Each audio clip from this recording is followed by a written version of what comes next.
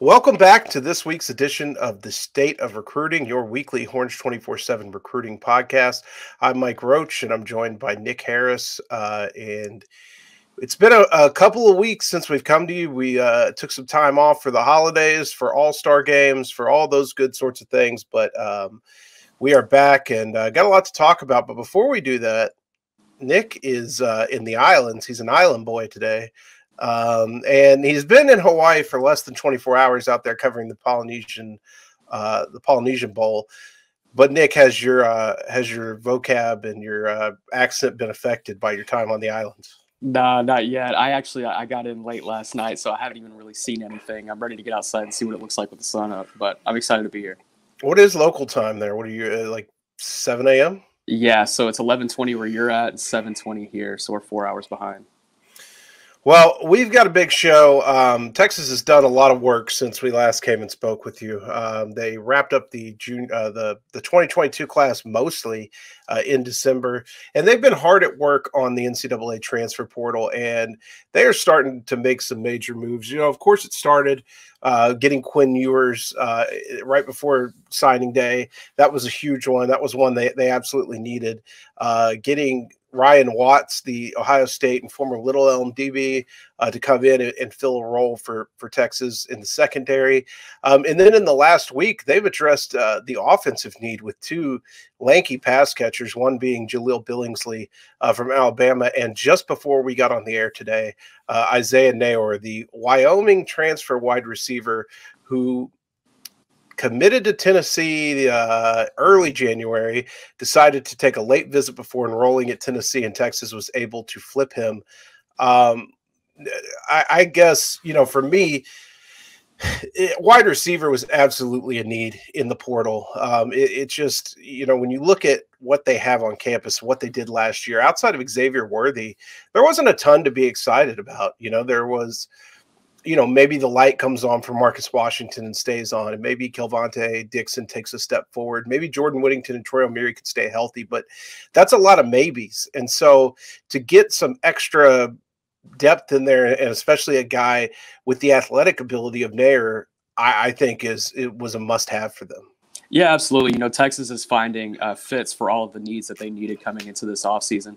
And they've done a pretty good job of finding those needs, identifying those needs, and identifying replacements, before the semester starts. I think the only thing they're only lacking is probably a really good edge or linebacker type guy. And, O'Shawn Mathis, the defensive end from TCU, that's the one they're still, high on and, going after. So that could be one last one before the semester starts that they bring in. But talking about Isaiah Nayor, again, it gives a lot of insurance at the receiver position, and it takes kind of the load and the pressure off of Xavier Worthy, because there were games last year where they needed him to have 12 to 15 receptions for them to win a game. And, going forward, I don't know how, productive that can be. So having a guy like Nayor on the other side to kind of balance that, I think it helps a lot. And it also gives insurance in case guys like Jay Witt or Troy O'Meara don't stay healthy. But I did talk to a source last week who expressed a lot of confidence in where Troy O'Meara is at right now.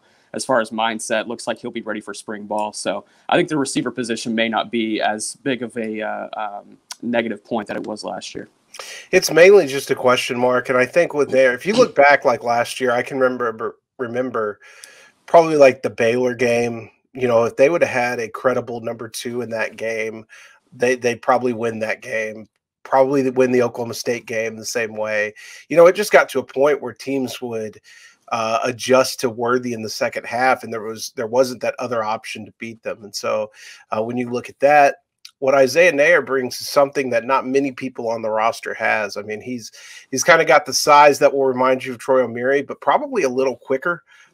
He's a guy that, he can go vertical, great ball skills, plays very physically, but he can also take the quick screen and do some stuff in space with it. So, Texas need that. I think I know they love speed, and, there's a tendency to look at what Sark did at Alabama with Devontae Smith and Jalen Waddle and those guys. But you need a little bit of a difference maker in the physical, a guy that can go and get you the tough yards. And I think Nair can do that.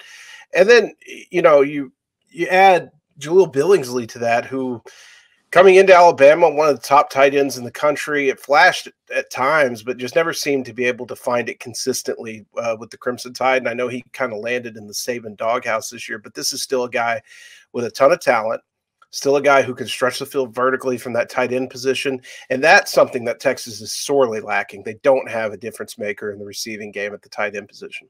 Yeah, absolutely. The Steve Sarkisian offense, and especially having a guy like Jeff Banks coaching the tight ends, the tight end position is a necessity for that offense just to kind of facilitate things. And having a guy like Jaleel Billingsley, a guy that not only fits that scheme and fits that mold, but a guy that Jeff Banks and Steve Sarkisian are already familiar with, being able to put that big body up there and ask him to, do some blocking, get out in the receiving game, and rely on him on both of those things. That's something I don't feel like they've had at the tight end position in a little bit. So I'm curious to see how he performs in spring ball and where it goes from there.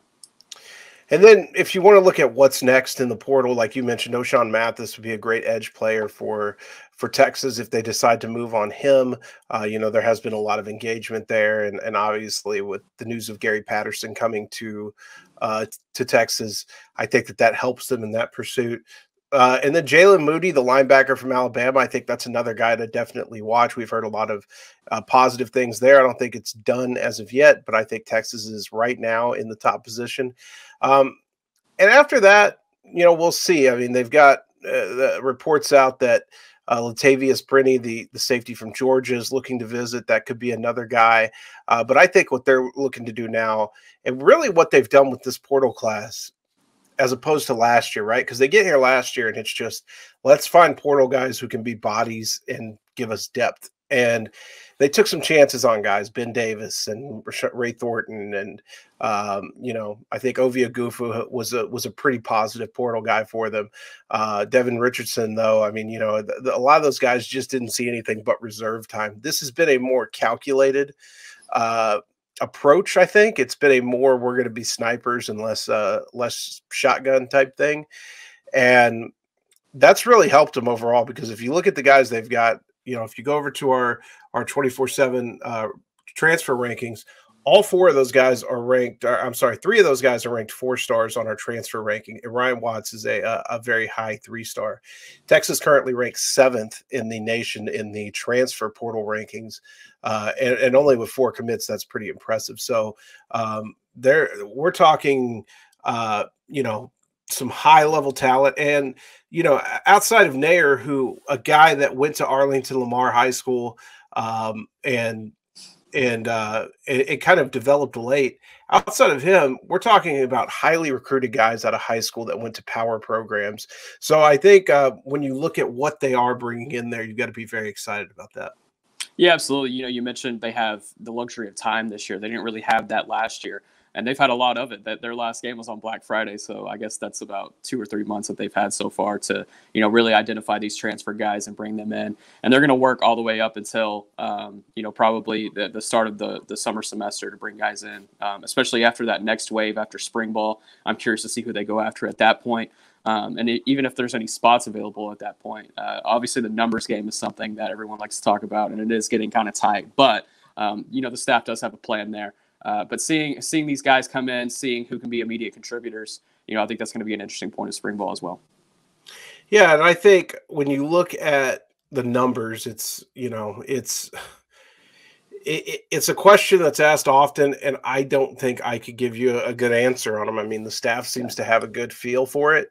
I think that from things I've heard, they feel like they could go upwards of 35, 36 guys in this class. They're at 32 right now. So we'll see kind of how that plays out. But, I think that don't worry about the numbers at this point. It's going to work itself out. And you're right. They are going to be in position to really maybe do some more damage after that initial spring wave and add maybe 1 or 2 more guys.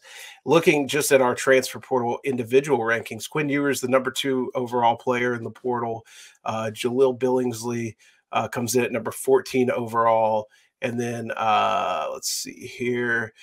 Nair is another 4-star, and he comes in at 33 overall. And then Watts, a 3-star. So, I mean, you're talking 3 guys out of the top 50 in this class is pretty strong. what's left for the rest of the recruiting cycle? It's kind of been slow, and I don't know that I've experienced anything like this. Usually January is a frenzied month, and it has been on the portal side. But, it's kind of down to one or two targets. I mean, Texas is pursuing Devon Campbell, full on, the five-star offensive lineman from Bowie. I think if you're asking me of the group of guys they have left, who's their best chance to get, it's Devon Campbell, and that's great because he's a five-star offensive lineman that would really cap off this Kyle Flood class very nicely. Harold Perkins still out there. Nick, you can provide something on him in a minute, and then Jacoby Matthews. I think my take on Perkins and Matthews is I just don't see those guys ending up at Texas at the end of the day. Yeah, I agree. It's kind of an unrealistic opportunity at this point. But, however, Texas is still going to do their due diligence on Harold Perkins. They are expected to get him in for a midweek unofficial before he signs. But let's kind of backtrack to when he committed to Texas A&M on January 2nd. He said in the interview on ESPN that he was still planning on taking on visits.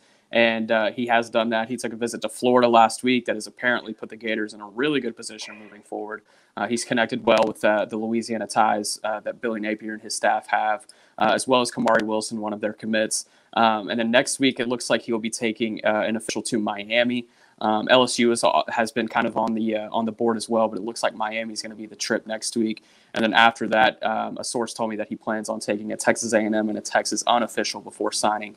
If Texas can get him back on campus, that's the foot in the door. I think there's a lot more to develop, to get him to sign. But I think that's one thing to keep an eye on. But as far as the rest of the class, Devon Campbell, we continue to feel pretty good where Texas stands. We felt good for, I guess, almost a year and a half going back to the Tom Herman staff. And, Kyle Flood has come in and done a really good job, as well as Jeff Banks and Steve Sarkisian and Chris Gilbert especially as well. So, we feel confident and Texas landing at least one on the February signing day. And then Jacoby Matthews, I see that as the least likely possibility. LSU has always been a really, really big dream school there. Brian Kelly has come in and made him a pretty big priority. And then there's other schools also coming in as well, like Texas A&M. So, I see Texas kind of outside looking in there. All right, let's get on to the next wave, as Texas will host their first junior day this weekend. And Nick, you've done a great job keeping up with that list, which I appreciate because I hate keeping those lists, and you took that on. But they will have a pretty talented group of 2023s coming in to campus on Saturday. Just looking at this list, guys that jump out to me. Janelle Aguero, who I did not realize he was back in Massachusetts. He was at IMG. Samaje Burrell, the linebacker from North Crowley. Jaden Chapman from Harker Heights. Jonte Cook, the wide receiver from DeSoto. Jaden Greathouse from Austin Westlake. Quentin Joyner, Malik Muhammad. I mean, there's some big names up and down this list. Any, Nick, that stick out to you as guys that, really interesting, really kind of interested to see where Texas is coming out of the weekend?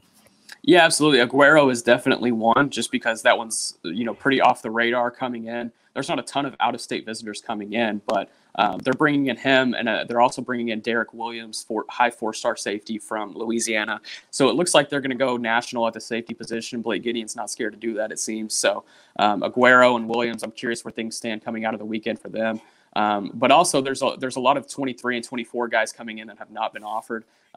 So guys like Quentin Joyner, Kadavian Dotson, Braylon Shelby, Colton Vasek, those are some guys that I think could come in and get offers. And, I'm excited to see, how Texas moves on those guys.